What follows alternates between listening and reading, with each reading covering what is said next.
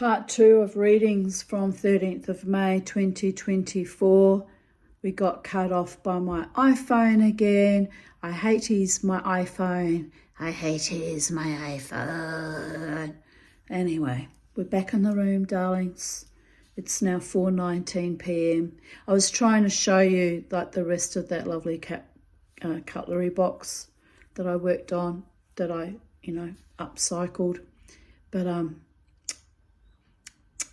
we got cut off and I tried to make another video and that wouldn't flip around to face me, so I had to delete that. So we're not going to bother now. It's just too much, too hard.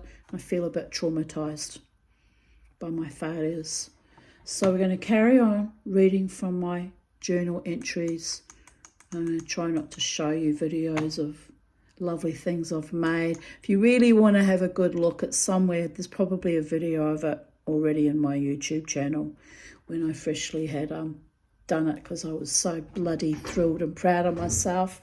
Not quite the useless eater I've been made out to be by the WEF and all my other sworn enemies. But anyway, you get that. Where are we? So 13th of May 2020, which was now 4 years ago, which is astonishing. Lots happened in 4 years. I've been through a lot of changes. Several phrases I received today which I can't make sense of. Fota now, or I may have heard it wrong, as it could be Fatia now, which when I googled was the entrance to Te Reinga. Te Reinga is Cape Reinga, excuse me, is Cape Reinga is the most northern tip of the North Island of New Zealand. I've been there actually. My father took me on a trip around Northland and to Auckland and right up north, see the Bay of Islands, which are spectacular. And then we went on a tour bus to the very tip of Cape Reinga, and when you stand there, the very tip, you can see where the Atlantic Ocean and the Pacific Ocean actually join, and there's a definite line you can see where the two oceans, which I think is slightly different temperatures. I'm not sure how it works actually now. Some scientists can explain it, but you can see the demarcation line where they meet at the very top of New Zealand. It's amazing. It's an amazing sight. And it's also the place where, according to legend, all Māori people, when they pass away, they fly from that northernmost part of the North Island, the tip. The spirits fly from there to Hawaiki, or to the eternal summer lands, or the equivalent, whatever heaven is in Māori lore. And it's really an astonishing place. When you stand there, you can well imagine all the souls gathering and just leaping off from that point, leaving Aotearoa, New Zealand, and flying to the next dimension or wherever they choose to go. So it's exquisite. Anyway, I carry on. Mahi atua toke now. And that roughly translated as God's work, it's yours. And then another statement they said was Mahi atua toko, work of God's support. And then they said Tu pai ru, which means stand up. Now, I didn't really understand what they were trying to say to me, even with the English translations. It didn't make a lot of sense back then, but it certainly makes a lot of sense now, hindsight 2020, literally to the year 2020, when they were gifting me these phrases in Māori, probably trying to warn me to hold my line in the wake of the COVIDian epoch insanity. So I wrote, anyone knows what these phrases mean? And from the comment section, which I often will include in my vocal media writings because the comments can be more interesting and enlightening than sometimes, when everyone puts their heads together and helps make sense of things for me. I really value that. I really value everyone's input, by the way. So my Māori cousin, she's part Māori, part Pakeha. Her mother was Māori and the descendant of chiefs and a chieftain's daughter from way up north in Northland. She wrote back, Mahi is work, Atua is a god. The work of the gods could relate to the environment. I replied, Megan, Te Hui spoke, Mahia tua toke now.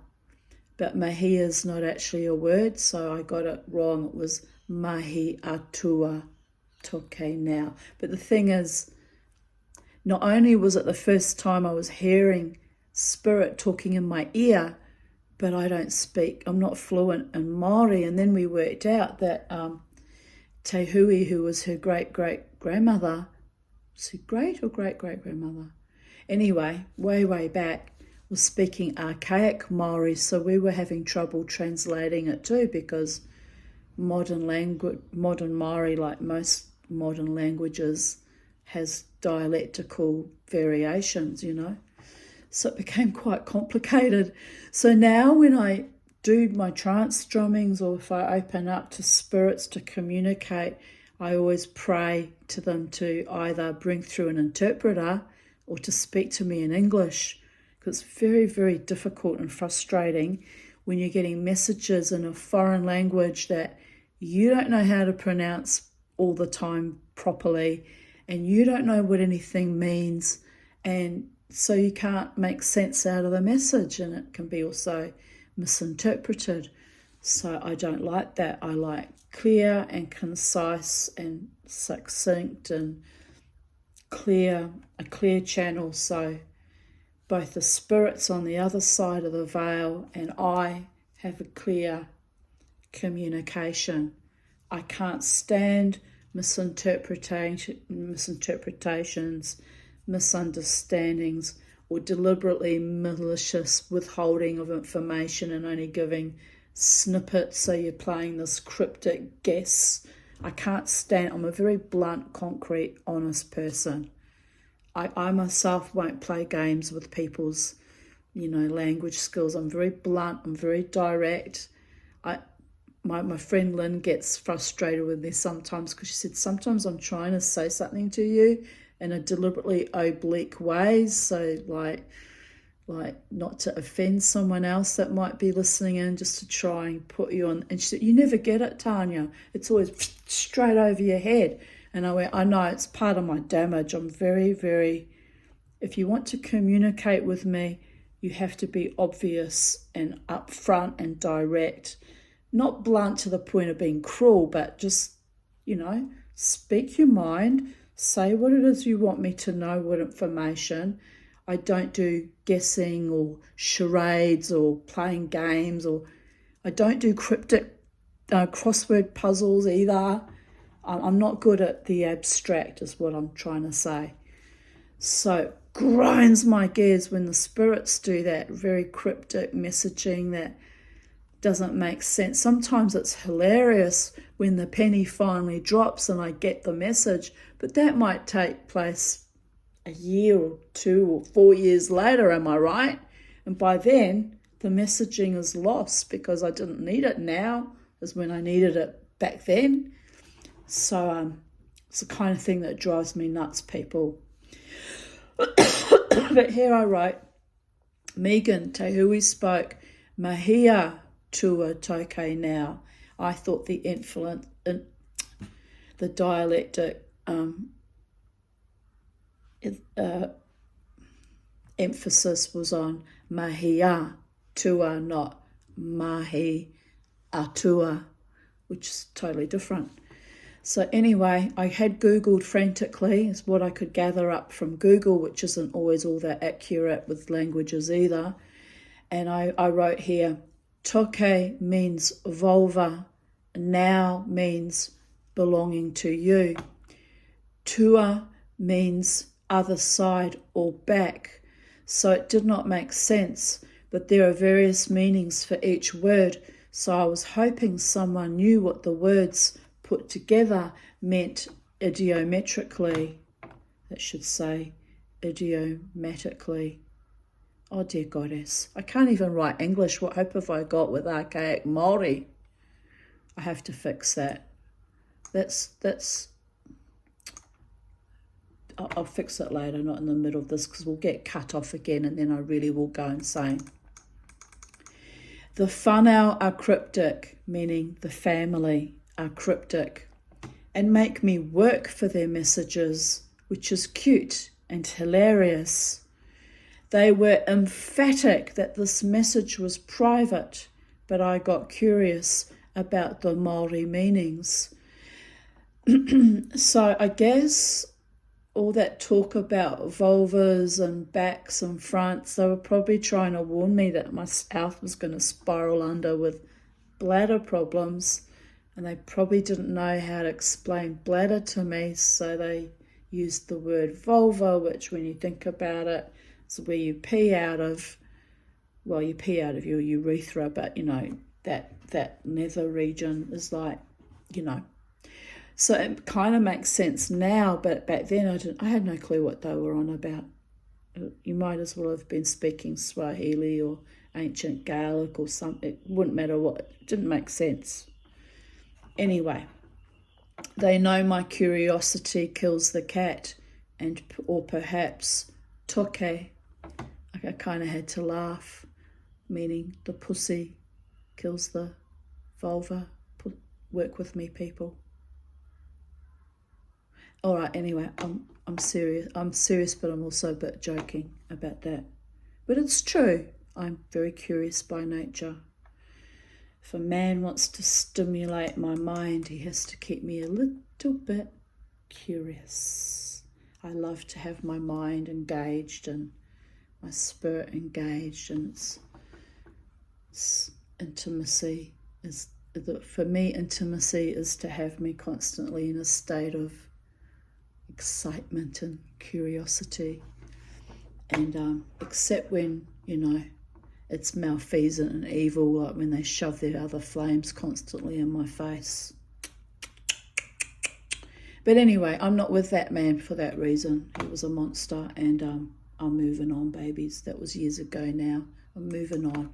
But now, you know, here we have communications from, you know, ancestors, Māori ancestors, who are not actually related to me by blood, but related to my cousin, you know, my cousin with her Māori ancestors. So it was really astonishing and humbling and also beautiful, but I couldn't understand why they were communicating with me and not her, since she was their great-grandchild. It was a bit astonishing. Anyway, I asked for proof I was communicating with Te Hui Hui Nā, so she said, Whata Nau Nau, but that has no translation. But Whitia Nau Nau is the gateway to Te Reinga, where the spirits depart from Aotearoa. So I then understood she was saying she is real and speaking to me through the portal of eternal life and death, or as we usually say, beyond the veil. In fact, she said it in a far more profound way, as she used the imagery of the gateway to Te Reinga. It's like really powerful and poetic, and I knew I was in the presence of someone of high status and royalty and spiritual mana as well. Just by the poetic way she expressed that she was speaking to me from that realm. I've got chills going through me still thinking about it, actually. That's how huge an honour it was that she and her husband communicated with me. It was powerful, but also very confronting. I'd never had any, I had no knowledge of them before. I only got confirmation through asking my cousin Megan, who these people were that were trying to communicate with me. Well, they weren't trying. They were successfully communicating with me. It was a bit freaky, actually, to be honest. They started talking to me that day in 2020 while I was frantically mopping the floors in Charlie's room.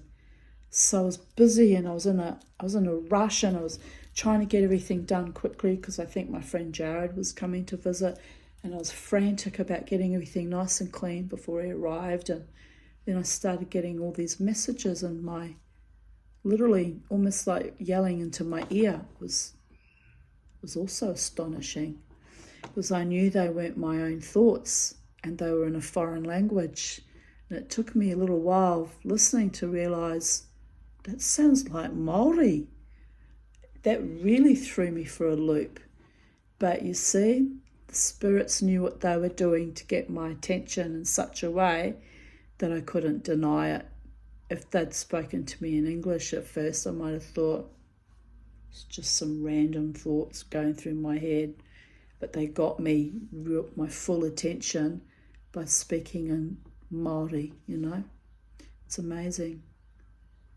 Much love. Aroha nui to the spirits. That was an astonishing experience. Even now, talking about it, I'm astonished by it. Parata, which was her husband's name, got very emphatic towards the end of the communication and spoke clearly in English. I was having trouble believing what I was being told. One of my blocks, I suppose. Not believing when good things are promised, as I am so used to sabotage and disaster and treachery. And it seems the whānau are sincere, as their message is consistent. They keep saying I have manatoa. I asked if I was going to be put in yet another danger situation, and they said no. Excuse me. We see you and honour your spirit. So I was rather relieved to hear that, as frankly, it took me this long, almost 11 months, to recover from that last horrible mission, having my gallbladder sliced out of me, and the epic fight that came along with that. I just can't do this anymore. Fighting for basic human rights and justice when I'm literally wounded, for fuck's sake. And I don't want to be embroiled in fights and other people's bullshit fecal matter. I need peace in my life. I've started saying it openly to my friends. Don't make me angry, and don't make me have to fight, because I'm done. I'm exhausted. It's been decades of being at constant war with one thing or another. I'm just done. I just want to enjoy my life and live it out peacefully and contentedly. That doesn't mean I won't go into full battle mode if I'm under threat, but I just don't want to live in that constant state anymore. It's too much. My nervous system is shot to pieces. My body's failing. It's too much. And men who get stimulated and turned on by putting me into a state of high activation and anger and fury and distress are sadistic and not the man for me. And I'm talking friendships, partnerships, business associates, a potential lover, or if I got a partner one day, they will not be in my life if they're titillated or turned on or stimulated or excited by me being in a constant state of siege or war. It's sick, and it's perverted, and it's evil, and I've lived that way for decades.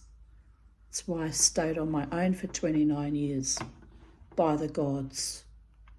Anyway, this is just a reminder, in case that particular person who does love me watches my videos. Just a reminder, this is why I am the way I am today, and this is what I need out of life. And if that person wants to be in my life on any level, they have to be kind and respectful and not be too controlling, and just let me be me, just like I allow other people to be them.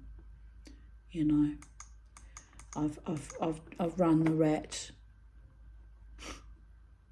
I've got the t-shirt and I've run the rat, and I just want harmonic resonance.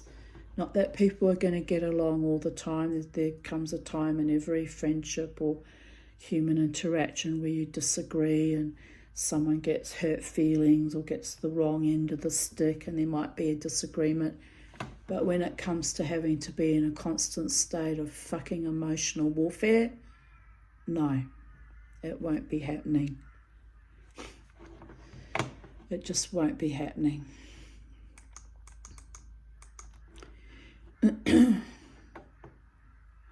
But then we all know what I am like, as I have been at war with one thing or another all my life, in peacetime no less. And my spirit and or personality will simply not tolerate any abuse on my watch, either directed directly at me or in the presence of others. I just go berserk when that happens. I really do.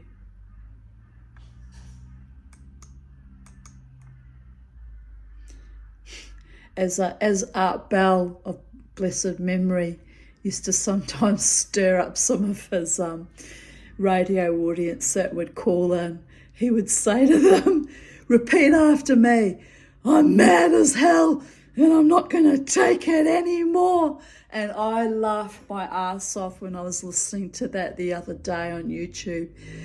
And I even paraphrased it in the comments section, because that's exactly how I am.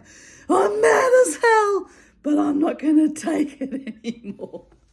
Someone has to draw the line in the sand, am I right? But I find that so funny, because that's my childhood, people, living with my parents and half-sister and brother-in-law and the pedophile godfather. And then later on, Uncle Case, who was also fucking a sexual predator. Fuck them all. I'm mad as hell and I'm not ever going to take it anymore.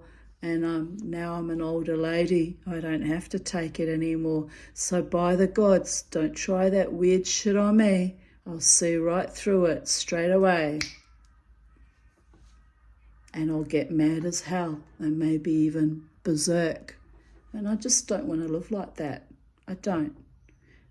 Look, I've gone all bright red from all the unresolved rage still seeping through me. It's like I'm a true redhead, even though my hair's not red.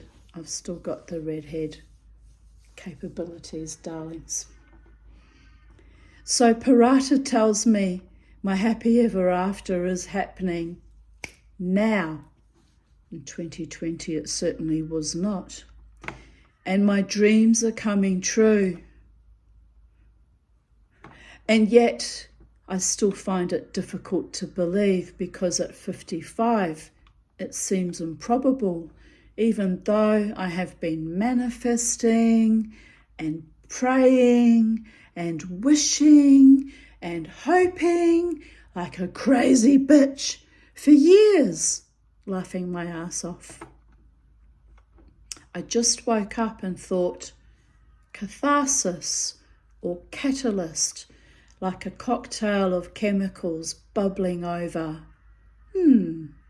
Happiness is mine and I am worthy of it, including a love partnership that is loving and authentic and kind and peaceful and soul nourishing and respectful and loyal and faithful to me as well.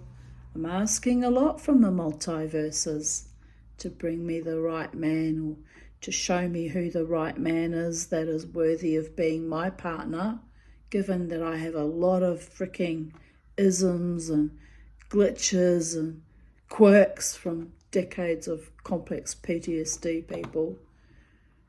But someone out there will love me anyway. Someone out there will think that I am a wonderful woman and will treat me wonderfully. It could happen. Everyone finds their true love eventually.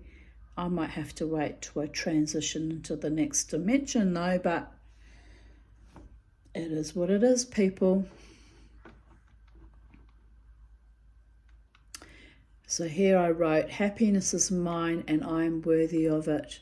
Been fighting for it all my life. And that's another thing.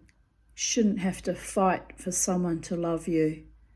I'm done fighting, begging, grovelling, eating shit and clay and dust and cardboard and sawdust, hoping against hope to be treated with genuine love and respect and care.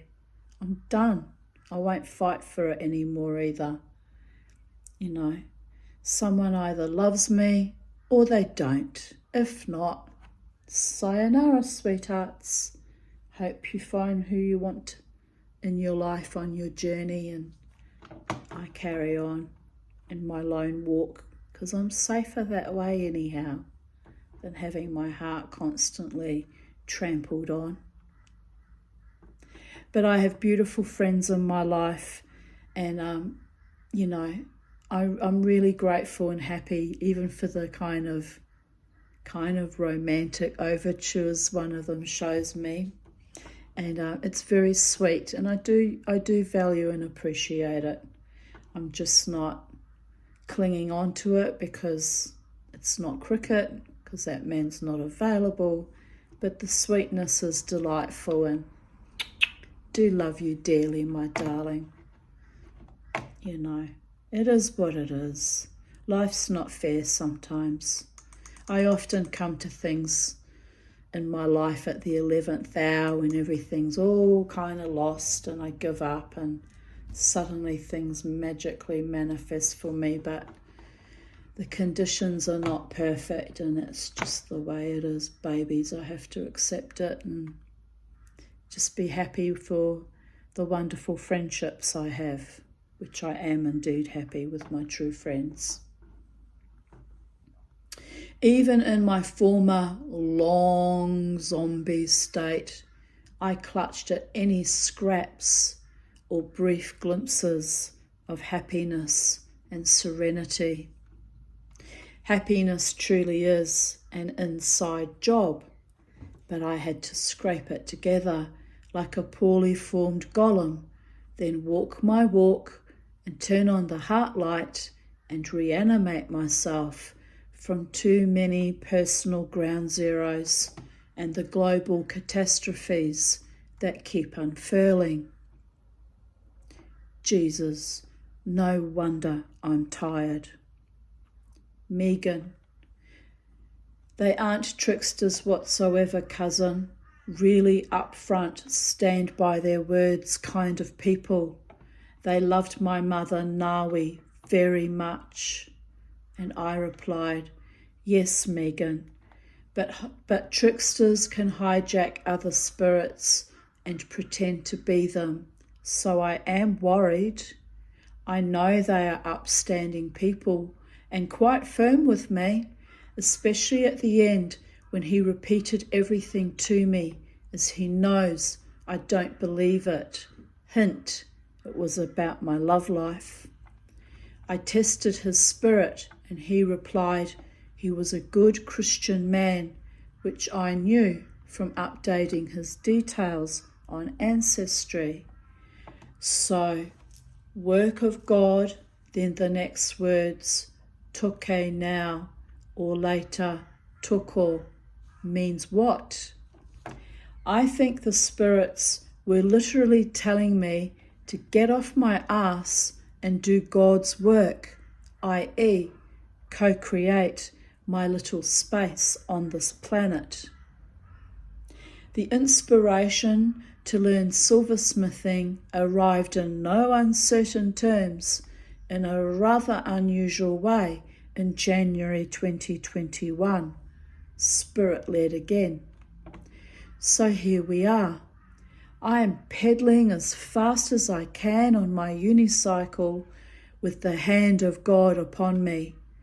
At times it's crazy making, but others whimsical and fun, as long as I don't fall off my perch.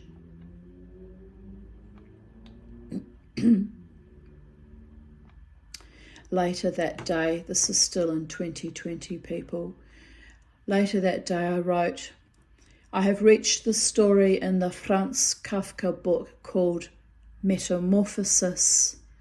This story has layers of meaning.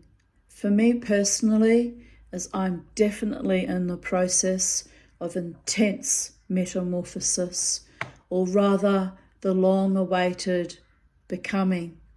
And also, I have the fond memories of Crystal playing the mother in the play adaptation some years ago. It's amazing how life brings you through cycles only to present you the same message over and over again until you have finally learned the lesson or garnered the wisdom or finally kicked it to death as it no longer resonates. But we are all living through challenging times, and we are all in various states of conscious awareness. I remember when I was just so much squalid mush in my little chrysalis form of denial and psychiatric medicated fucking atrophy. Then chomping my own teeth down with severe reinvigorated trauma issues and shuffling and drooling like a comatose zombie in an asylum in hell. And I lived that way for about 30 years, by the way, people. Which is why those of you who've had the unique pleasure of seeing me dance like a crazy woman, wild and carefree and joyous, stomping my feet and mushing my neck, it's because I'm making up for all the decades when I was too ill and could barely walk, never mind dance my way through life. But here I am, 4 years on 2nd of June, clear of psych meds. No longer actively suicidal, although I still have my dark moments. Surrounded by so much love that I am just in awe.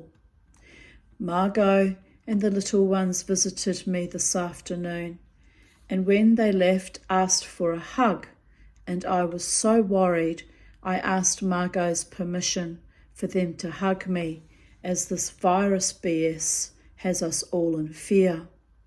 They are so tiny, they could only hug my waist, so it was not like we were going to breathe on each other. Receiving sweet innocent hugs from small children made my afternoon. Then I received a nice, loving phone call from Crystal as well. So our little magical efforts on Monday are already flowering.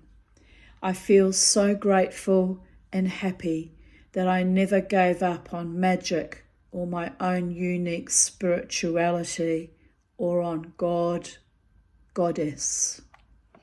I have felt cursed and betrayed and epically fucking tested for decades. But I held on to whatever scraps of love came my way, and also held on to my connection to the gods, spirits, ancestors that love me.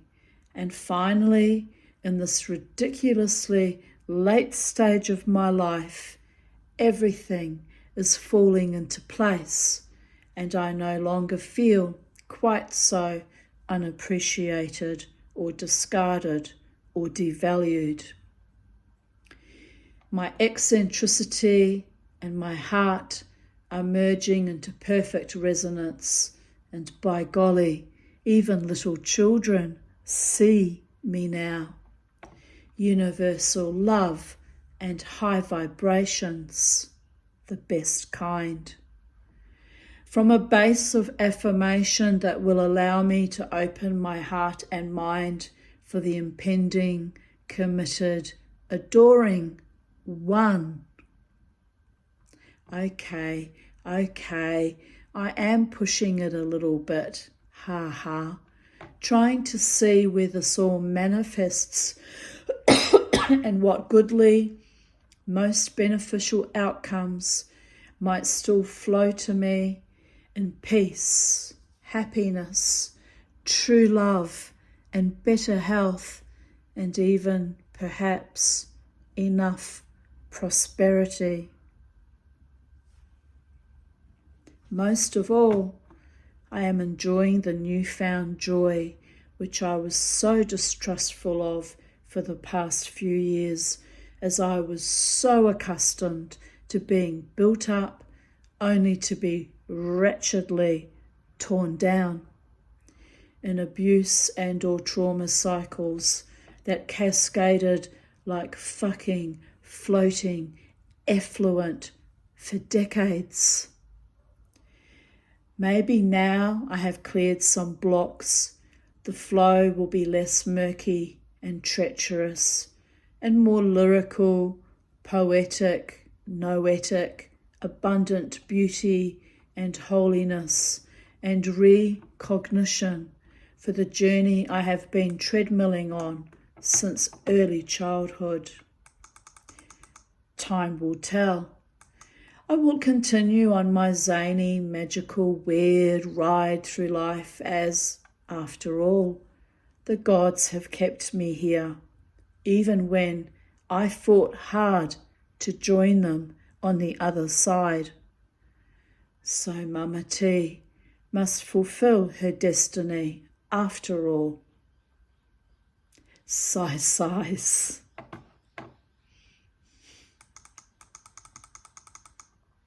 13th of May 2019.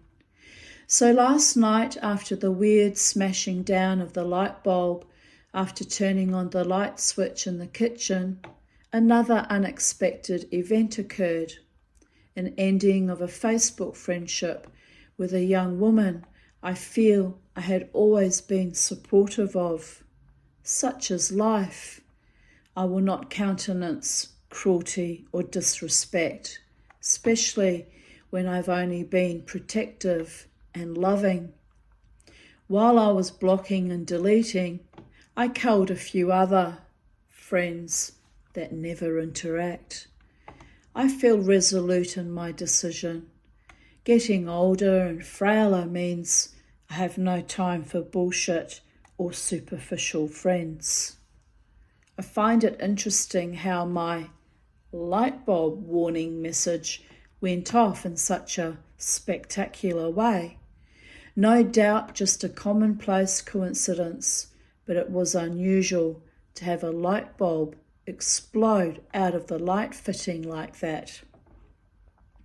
Also unusual to have a reasonably long internet friendship, implode the way it did. I had a lot of spirit messages on Friday morning also, which actually came true by the evening. So I guess I'm riding some wave in my intuition, or Hashem is preparing me for my next adventure or mission or new activation in my spirit, whatever comes next. I was gifted with a beautiful week of happiness, which was delightful after the last 5 months of pain.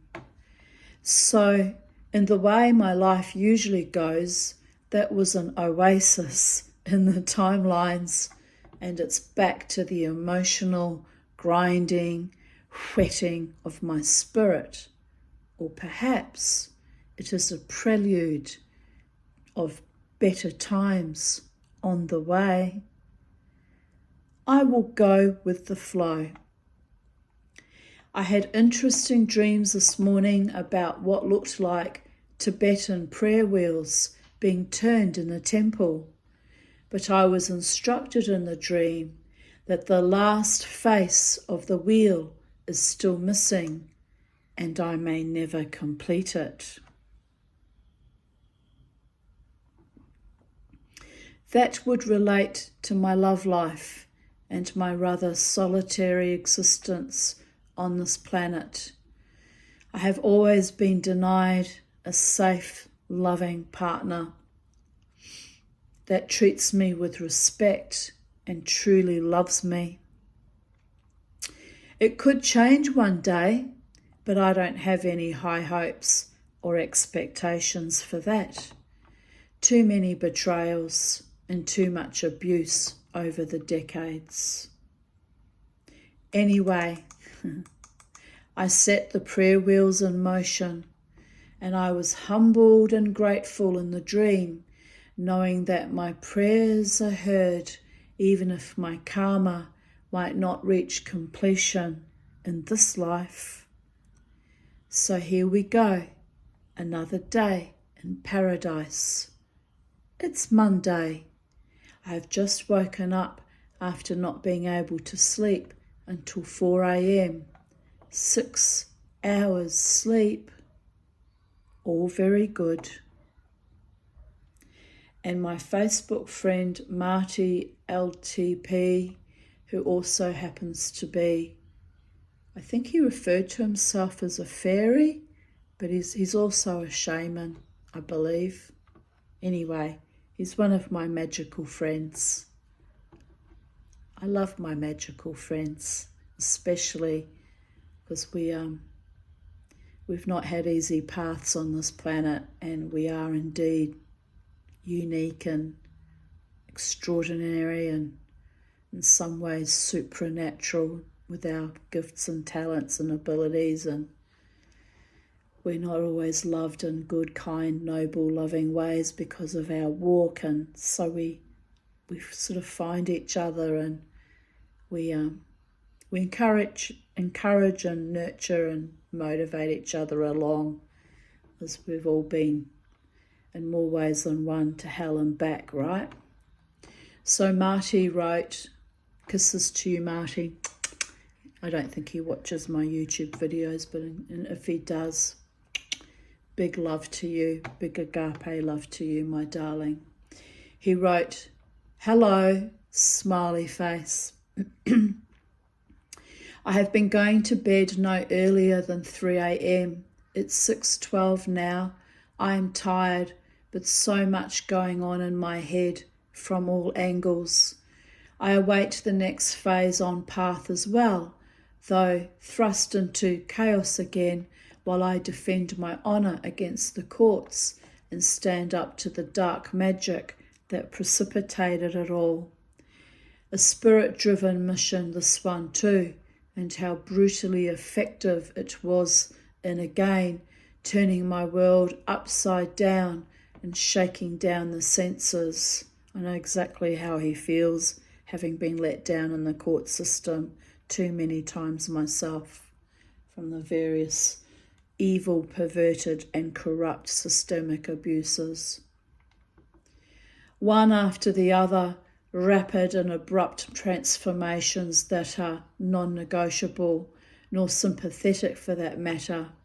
No more betrayals for this little son of sons, lol. I'll go freaking supernova if that happens again, lol. So we really get each other's vibe. You are sounding pretty well connected and receiving clearly. Hope your day goes well, Tanya. Blessings. And I replied, thank you, Marty. Yes, the court system is pretty brutal, being violated and transmogrified by that foulness too many times. Holding your hand in spirit as yes, supernovae is what you must be to fulfill that particular destiny. Stay strong, you will get through it. Also, most humans just suck, especially most lawyers. I had a kind barrister support me during the will dispute, and he waived most of his fees when I lost the case against those evil, corrupt bastards, my mother's stepdaughters. It still leaves a very bad taste in my mouth, the almost endless trauma I was put through by my very own mother. But with a lot of staunch love from my brave, loving friends and the Holy One, I got through it. Yes, always stand up to dark magic. There will be sunshine in your life again. I was thwarted in the will dispute, even by my own half-sister towards the end. When I went through my mother's house to take her chattels, as the public trustee allowed me to have them, knowing I would be screwed in the will, no doubt, I found spells in my mother's pantry done on me, photos of me from 2004 trapped inside 4 glass jars looking out.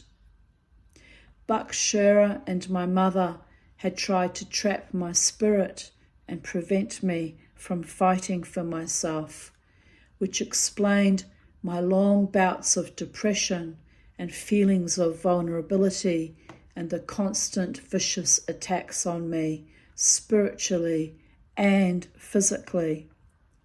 But the absolute vile dickheads forgot that I am a Jewish woman who, although barely religious anymore, too much abuse in my community, talks and walks with my God and am always in communication with my spirits, even if I'm not always conscious of it.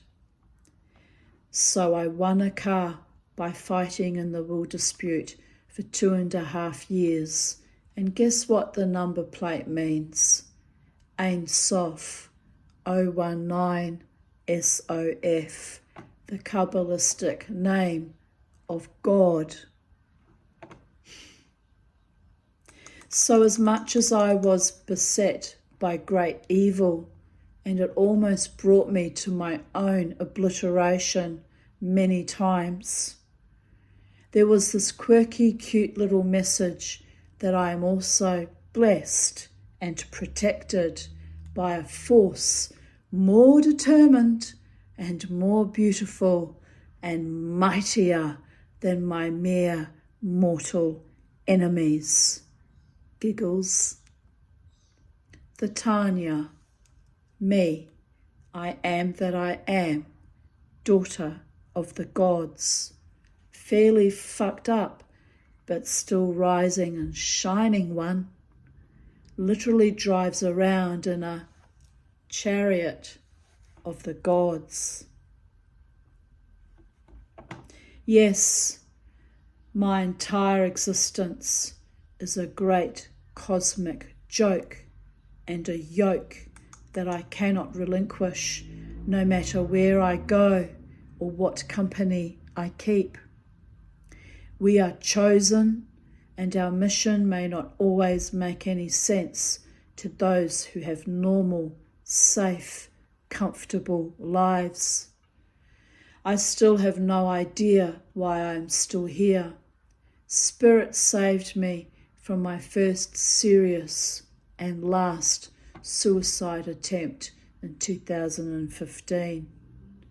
Actually, it wasn't technically my first attempt, but I guess what I meant by that, it was one where I kind of did not expect to come back from and had kind of followed through.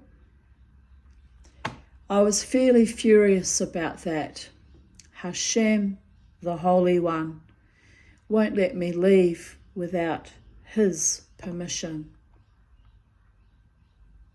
which at times, to be honest, feels I'm in a hell loop and a soul trap of the kind the Gnostics give me nightmares when they describe it, but I have to put my faith that the Holy One is a benevolent, loving God, and He's guiding me and bringing me to the most beneficial, loving, peaceful outcome, even at this late stage of life. It is utterly terrifying at times to feel so controlled and trapped in hell at times. But the hell was not my making, and when the dust cleared and my enemies were figuratively and literally smited, I was shown light and bliss again. So as Churchill once said, when going through hell, just keep going. The only way out is through. No one can live your life for you or help you become, but you. Gather good, loving, true friends around you, your angelic tribe. It will succor your spirit on the darkest days. Rejoice in the glorious days. Find your balance, hold your head high, and keep your eye on eternity. Marty replied, all I'm gonna say now, Tanya, is fuck yeah. Where the fuck are my 11 sibling attributes of virtue? And where too my thread of 12 beneath me, my commanders? Wake up, lol. I'm speechless at your reply. You know exactly what I'm going through, almost to a T, because I fucking lived it too, mate. Absolutely to a T. The Tanya, to a T, my darling. I got to experience more intimately the elemental beings whom exist when said dark sorceress summoned the jinn into the house, into my meditation rug, shaman tools, I yes, he is a shaman, and into my jewellery. Her constant rituals performed to bend my will into sexual subservience. It's a very bad violation against cosmic law, by the way. Sexual enslavement. And with an endless source of fairy energy to leech or feed off. What is said about fairy blood is true. Our blood is alluring, highly toxic, and charming. The jinn had me well informed within 3 days, all the essential information about the summoner. The jinn and his crystal dreamings ended up serving me, having been summoned into service by dark information about the summoner. The jinn and his crystal dreamings ended up serving me. Oh, he repeated that, whoops.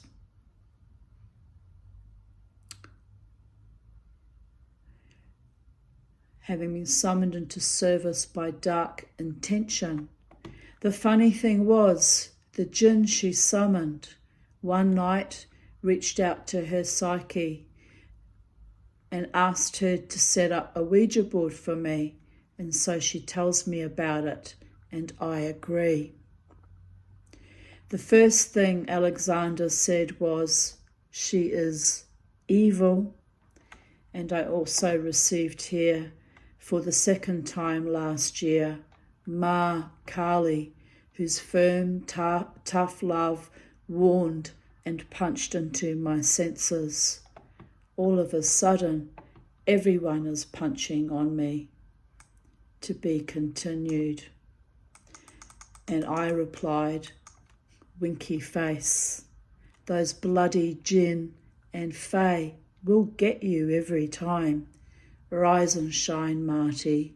Rise and shine. Kiss. By that I mean, when you're weakened and spiritually brought into a weakened state by dark magic or dark entities, It really is like that when you're at your weakest and lowest point.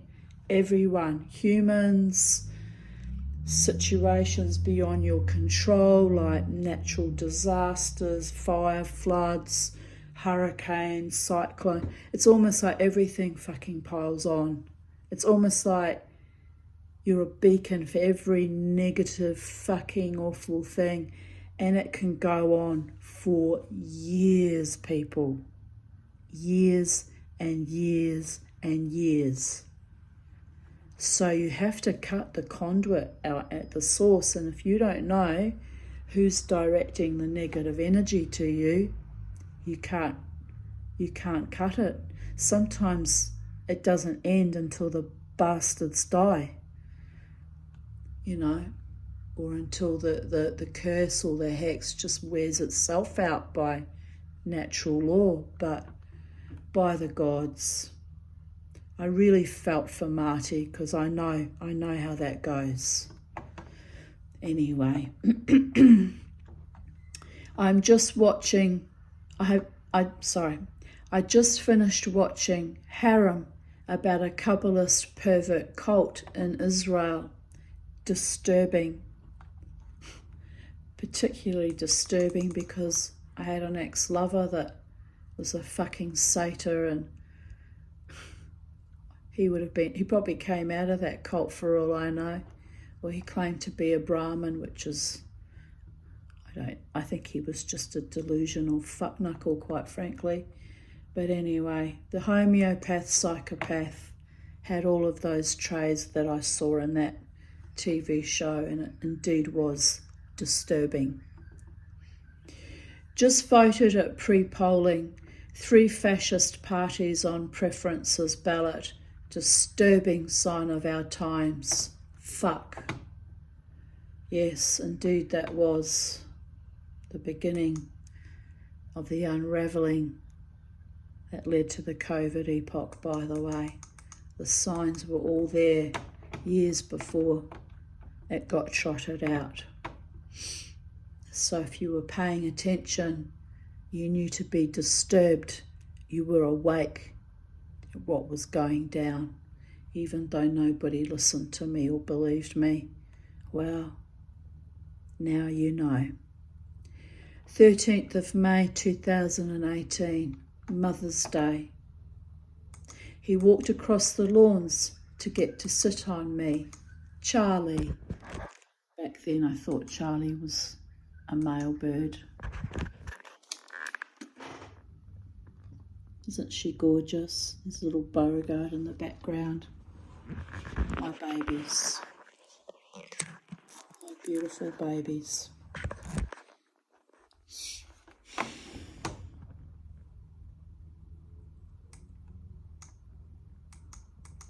Crystal is in the downtown Brisbane sweatshop. See happy face below. She has happily sewn up 4 skirts for me. I helped by threading through the elastic. Happy face of my daughter's sweatshop sewing travesty.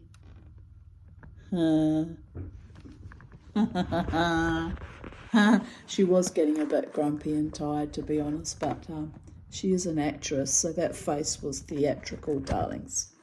Even though she was genuinely grumpy and tired, she knows how to bung it on for her mama.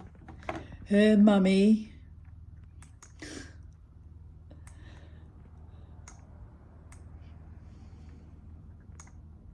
Here I write, smug mama tea.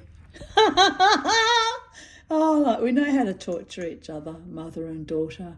We're as bad as each other, quite frankly. I was sitting there threading the elastic with all the cotton smirking at her. Or she screamed at me for making her sew too many garments. she, white privilege, people. White privilege, am I right? Imagine if she was in some Asian country being fed on nothing but bowls of rice and water and having to work like wild animals for hours and hours of each day for nothing. Like, she complained about 4 garments. My goodness. Anyway, I think I even gave her that argument, which did not go down well, by the way. But anyway, she did make me some lovely things, and I am grateful, Crystal. Wherever you are, oh estranged one out in the world, I'm still wearing those garments. Here she is. She'd made for Mother's Day a lovely pie.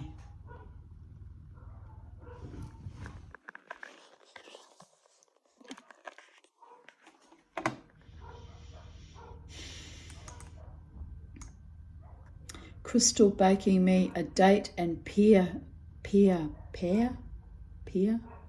It's my accent. A date and pear. I can't say the word pear. You know, those funny oblong fruits that you eat that... Anyway, it was a very nice pie. She made that for Mother's Day. She worked very hard that day for me. It's probably why she doesn't want to speak to me anymore. I made her work too hard once on a Mother's Day. Oh, smallest violin. But anyway, here I shared the photograph of the pie when it was finished baking, and I wrote, "La pièce de résistance, c'est formidable." Formidable indeed. It was delicious. She's very talented, my daughter. Very talented.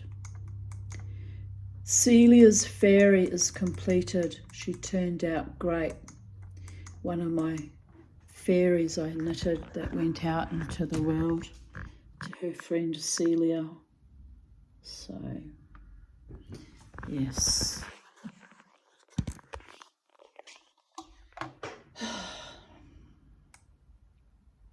Winter's coming. I should do some more, knit some more fairies or do some more knitting. I like knitting in winter. It's too hot in the heat of summer, so it doesn't usually happen through summer. Pardon me. 13th of May 2017. Debrief with my psychiatrist. Check. I was so ill with asthma, he insisted I take my Ventolin. Now home with fish and chips. Check. A nice hot glühwein. Check. I know how to survive, even if just barely. Breathe. Check. He said I'm good at keeping my integrity now. Progress. No one will ever control or abuse me again. I hope not. I'm laughing because I had a wonderful time dancing for my friends' alter egos at the Koala Tavern on Saturday night, and I was doing my full performance art and hamming to all the songs and emoting them through my body and punctuating with my fan. And when Scott played Zombie, there weren't many people there, so we were both kidding around with each other. It was delightful. And Scott yells out to me, "Don't do the head banging, Tanya." And I pointed with my fan and I pretended to stab myself in the neck and swing my head. And I went, "Stop being controlling, Scott." And then we just looked at each other and laughed and laughed and laughed. So it's an ongoing joke between us now. He's literally trying to save my neck, and I'm trying to maintain my body autonomy and my freedom, artistic self-expression. But anyway, I didn't do the full 360-degree mosh as I promised, but I did manage to, shake my head around a fair bit, and I still managed to have fun dancing. No, really, I did. I really did have a wonderful time. Glühwein brought up yucky gunk, but that was helpful. Now lying exhausted after coughing almost to death, more Ventolin, Seretide, Vicks on my chest, lying on the couch watching TV but not concentrating, backache from hellish coughing spasms. I am one tough broad. I am beautiful, powerful, healthy. Lies, but shh, manifestations in process. I am truly, greatly loved. Yes, I am. I am in my own integrity. My body is on loan to me for this lifetime only. They can reclaim it and call me back to the seventh heaven from the deepest, darkest pit of the abyss. But they won't. I'm far too entertaining to the gods. Well, let's be real here. Eventually they'll call me back. Everyone has their appointed time. What is one more bout of illness after a lifetime of it, especially the past 6 months? Heebie-jeebies crap. My physical core is under attack, but my higher mind flies free and laughs in the face of my debasement. You cannot kill the eternal light that shines. Broken, disintegrated, but deconstructed and reconstructed again and again. $6 million woman. They can and have rebuilt me. Humpty Dumpty fell off the wall. Georgie Porgy ran screaming again when the chickie babes of Hellion Fury came out to play. Rumpelstiltskin wants me to name him and threw an epic tantrum. Sorry, mate, fresh out of firstborns and secondborns too. Concentrate on the unborn, unsworn, unimpeded, integrated, badass witches of ye old, laughing my ass off. Can you believe I do this without drugs, even pharmaceuticals? Marvellous, brain-dying fry. 13th of May, 2016. I rang my childhood friend Lynn, that's Lynn Robertson in New Zealand. I rang her this evening. We had a long, lovely chat. So good to be in touch again. Smiley face. Oh, dear goddess. It's so hit and miss with her. I think she's disappointed because I got her hopes up that I was going to come home to see her in the first week of February, but I ran out of money and haven't really heard from her since. She's probably pissed off with me because I had this fantasy I was going to go home for a week, well, for 4 days actually, and I wanted to go to Red Rocks with her and, go around all our favourite places on the beach when we were little kids and just do this kind of walk through it as if we were kids again. And she was so excited about doing that with me, and then I didn't manifest the fucking money, did I? Well, it's not my fault. It's not my fault, and you have to forgive me, Lynn. I can't help it that I don't have enough money. It is what it is. And when I get enough money, I will keep my promise to you, if I don't die first, of course. I mean, the thing about wanting to go home in early February was last year, late September, October. I was convinced I was dying and that might be my last chance to go home to New Zealand. And now I'm not so convinced that I'm dying, but it's money issues, not having enough money, and I'm not going anywhere, people. I just have to calm my farm and reach acceptance. I just have to wait till the appointed time when the gods bless me with more than enough money so I can go home and see my friend Lynn Robertson one more time. I will keep my promise as long as I get the moolah together. I'm a promise keeper. I can be relied on for that.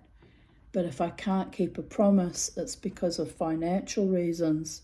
Then there's It's beyond my control. Anyway.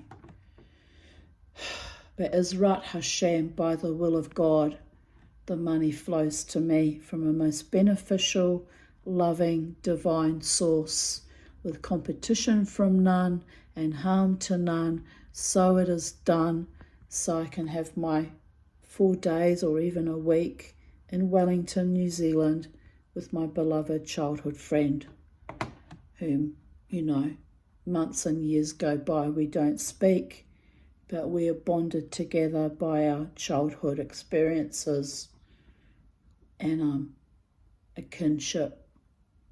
And anyway, it is what it is, my darlings. Now I need to focus on making my bed and getting showered and dressed for dancing tonight. 8:46 p.m. Woot! Crawling on the floor under my bed with a torch and changing sheets and making the bed too. I found my diamond nose stud. Phew! It was under my cabinet beside my bed. I must have pulled it out in my sleep and flung it. So happy to have it back. I haven't worn it. What year was that? I haven't worn it in quite some time. I should start wearing it again. I've had a lot of lost jewellery lately, so maybe not. I missed it the past few weeks and had written it off as one of so much jewellery I've lost this year and last year. Yeah, it's getting a bit cray-cray, people. My lucky diamond schnoz ring always comes back. I had to wash it though, and I really, really need to vacuum my bedroom floors. Lucky I hadn't yet, or I might not have found the stud. No stud, that is. 5:55 p.m. Today I spent time in the garden. I planted a blueberry bush and azalea potting mix as they are acidic. It died anyway, motherfucker. Transplanted the cherry tomatoes. I think they died too. Spent a few hours trying to get my bell siphon to work. Moved Besser blocks I bought in Bunnings, $3.10 each, not $11 I thought they were, to support the bath. Sorted the nesting box for the silkies with clean straw. I also bought some vegetable seedlings, cabbage, lettuce and broccolini, which was a fucking waste of time because the possums took them all. Also some fancy antique looking globes for the lights I bought for my birthday, which I just discovered are the wrong fitting. Grrr. How crazy am I? I hassled the Bunnings staff to find me the screw-in fittings. Then I got confused over prices and wattage. Then I bought cheaper ones with lower wattage as they were still pretty interesting looking. Now I find I need a bayonet. Fortunately, when I take them back, there is a better range in the bayonet style. So annoying. I have so much trouble buying things for the house, or it drives me. I had so much trouble just buying the printer. I'd been in and out of there over the last 3 months trying to decide. Finally, I asked, and the man just directed me to the cheapest printer and said, that'll do the job, you don't need to worry about anything else. It was very kind of him. He could have upsold me quite a bit. I was prepared to spend more for a good printer, by the way. But anyway, he's right. It does the job for what I need and doesn't do double-sided printing, which is disappointing, but it does the job, and now I don't need it as badly because my laptop's working again. So there we have it. 13th of May 2015. It's finally over. The love affair that was fledgling, that Lana kicked to death with her malicious actions and lies. She got a $1,000 fine from the courts for her vindictive harassment, but she managed to do epic damage to me anyway. I hope the evil cunt dies. Yes, I still do. I know that's not very nice, but she put me through hell for years. So, no forgiveness for that one. She has caused me untold suffering because of her envy and spite. In the end, a real man would have stayed loyal anyway. He did stay loyal until she was fined. Now he throws her evil BS in my face. He was a low-life fucking dog, wasn't he? Still haunts me at red lights at Christmas though. Fucking arsehole. Anyway, never mind. I continue reading. Well, I'm only accountable for my own actions. I didn't do anything to make Lana scumbag do what she did. I was actually good to her. Same with Sarah Burt. Nursed her for 5 days when she was blind, only to have her betray me with that same low-level entity. So they really were all trash of the worst, lowest scum order. Breathe, Tanya. That was then. This is now.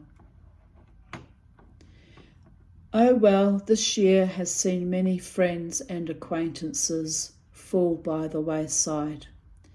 The final cut, which is the deepest, is losing the man I loved with all my heart, a love I haven't allowed myself to feel in years, which is why I got dreadfully upset, because it took a lot for me to open my heart up again, only to have it sliced and diced with monotonous regularity by the worst, lowest trash scum on this planet, by the way. Anyway, I guess I never had a chance with the sabotage all around me and the fact he never wanted me enough to claim me. Crystal leaves in a week and a half, another epic sorrow, the worst. Tonight she visited and we had dinner together and I had cuddles with Ramon and Suki. 10:25 p.m. Crystal just left with the bunnies. We are all driving to Grafton to take them to the rabbit sanctuary on Monday. Another very sad day for this small family. I will miss them immensely. Right now, my heart feels like a razor blade has sliced at it. I happen to know that hearts are a tough muscle, pretty hard to cut up. I used to give sheep hearts to my cats until I couldn't stand the smell or touch of blood and goop and gave up giving hearts to cats. I should really stop giving my heart to sociopaths too. Maybe next time he crosses my path at the casino, it will help me to imagine him with a cold, empty, steel, fake heart and imagine it just blows up or something. Or look at his face and imagine it rotting and putrid. It is sad that I loved so much another cold, ugly heart and soul. How the fuck do I keep doing this? This is a train wreck of loss. Seriously. A dark star of evil breathed life into my infant crib when I was born. That is for sure. I never had a fucking chance from woe to go.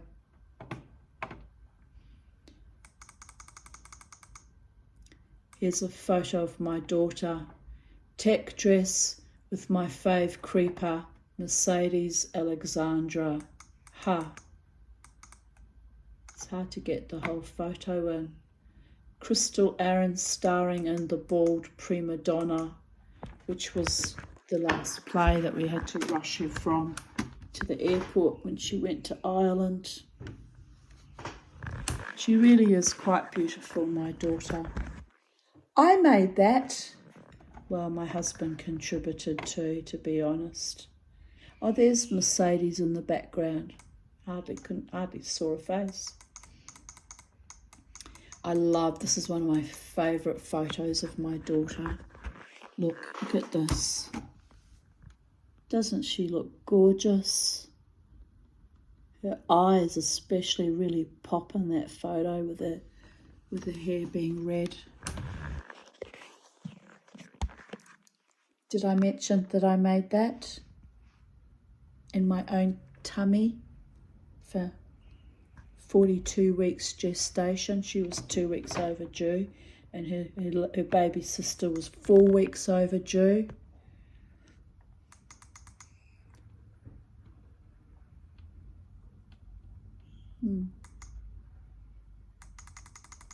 Here's another photo. I like this black and white one. My baby. Wow.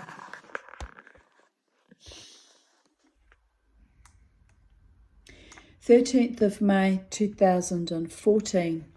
Feeling rejected, abandoned and unlovable. So what to do?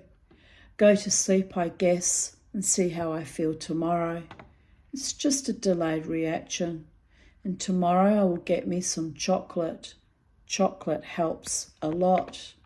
Yes, theobromine is good comfort for a broken heart, by the way. That and lots of sleep and kind friends to buoy you up. Curious, bizarre, insane in the membrane, down the rabbit hole, cosmic joke and all that shebang. Got an apology at 3 a.m. Oh well, honour amongst thieves, absurdist love triangles, and shit. I get the shitty end of the straw, of course. I'm destined to be unloved, but an apology was rather unexpected. So that was nice. Meanwhile, my quest for a true, unsullied, devoted, warm, genuine, caring, full-bodied, devoted, faithful man in my life continues. My personal fucking holy grail. The cup that has been denied me for 49 years. Well, try 59 years. But I do have lovely friends in my life now. I do. And one of them even fits that description. Oh, psychedelic dreamer. I must admit, your dreams are magical and delightful, but every now and then you need to wake up and have a reality check. I know.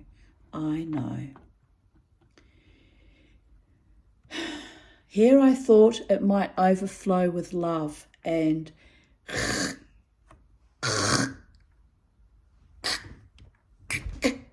commitment, with at least a solid friendship. Blech. I am glad I still have my integrity and self-respect. It won't comfort me much on those sad, lonely nights, but it will help me age gracefully into my crondom of misfit singlehood.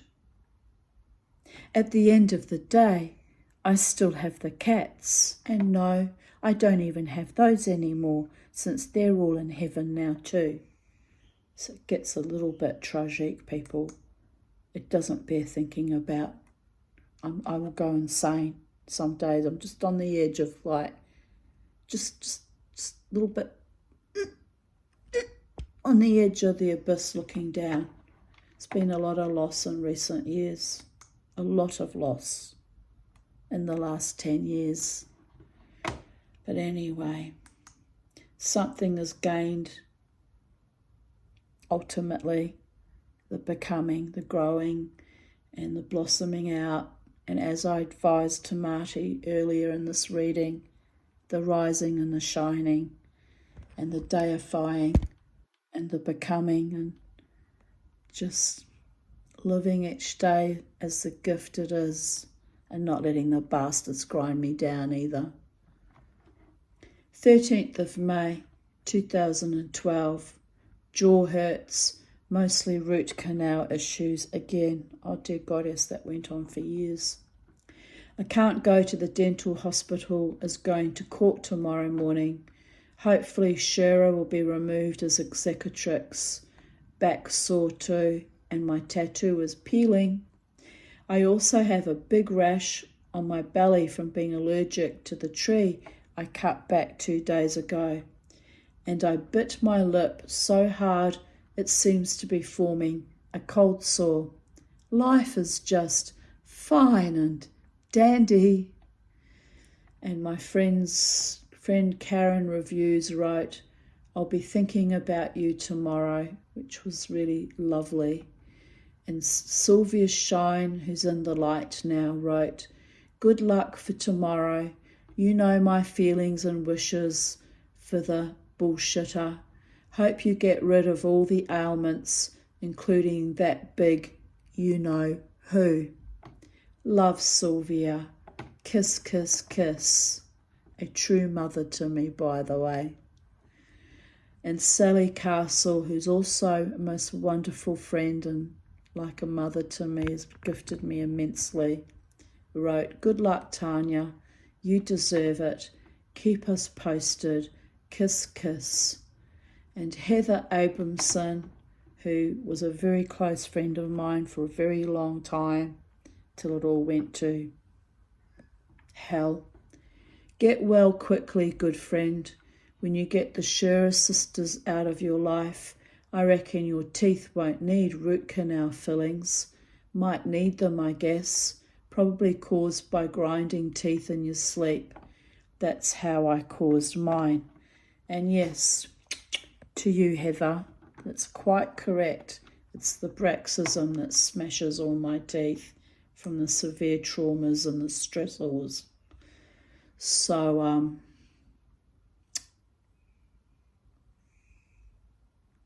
it is what it is, people. And anyway, thus concludes today's readings of Even Date, and night has fallen some time ago actually, and it's a kind of a beautiful sky. There's a kind of a glowy, almost teal blue light. Can you see it through the trees? Where the sun's gone down, it's a strange colour, but it's quite beautiful. And wherever you are in the space-time continuum, have a beautiful day, night, evening, afternoon. And remember Aleister Crowley and Thelema, love is the law, love under will, but love freely or not at all. Don't waste my time. I can't have my time wasted with any more dickheads. And that's why I'm not inviting anyone into my inner sanctum sanctorum, and haven't done so for many years, because it's just not safe for me physically or mentally or even spiritually to do so. But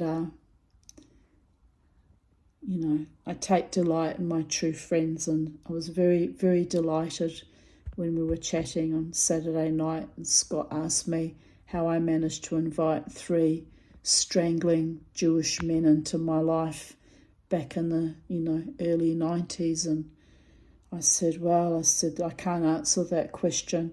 I've been in therapy for 25 years trying to work out the answer to that question. So there's men that were well respected in the Jewish community, by the way. Well, at least one of them was. So, but I'm free of them all, and I'm looking forward to the time when the gods decree that I can have the love of my life be with me now, and I'm not fussy about what religion or spiritual walk he has, as long as he's a good, kind, loving, sweet man who treats me well and with generosity and affection and passion and romance and loyalty and fidelity to me. Don't want any more freaking time-wasting polyamorous playboys and satyrs, because I had quite a few of those in my time too. It's awful, beyond awful. So, as my psychiatrist and I some years ago, about 10 years ago actually, declared my home a dickhead-free zone, and I've kept my home dickhead-free ever since. So to you, my darling friend Scott, no more head banging and no more dickheads. I promise myself, but I also promise you. And I know you're a true friend watching over me as you play the guitar, and you'll make damn sure that Mama T in moments of sexual kind of frottering doesn't invite any more dickheads into my life. I actually kind of need someone to make sure of that, but on the other hand, I'm a grown woman of 59 years of age now, so hopefully I've finally learnt the art of discernment. But I do appreciate how, you all watch over me and allow me to have my eccentric, wild, shamanic dance and performance art, and even worry and protect me with my neck. Goddess bless you always, my darlings. God and Goddess bless you. And you and Paulie and Luke and Alter Egos and all my other gorgeous friends who watch over me and worry over me at times, because I am gullible and a bit sweet and quite frankly a bit stupid at times, and that's probably how I invited those other monsters into my life. But anyway, it's ancient history now, and the best the last one can do from 10 years ago is drive around and stalk me at red lights. So how does the song goes? Roxanne, you don't have to turn on the red light. Roxanne, you don't need to sell your body to the night. You don't need to put on the red dress. But when I put on the red dress, everyone in the club goes wild. So there is that. But I have a lot of fun, and there's no selling of the body, and there's no selling of the soul. There's no giving it away dirt cheap for done deeds either. There's not much really happening at all, but I'm deifying. I defy as much and as often as I can, and I'm having fun with that, my darlings. So stay safe, stay happy, stay kind, stay noble, stay powerful in your own core, and love me as I am, and I love you back, and all is right with the world. Bye for now. God's bless.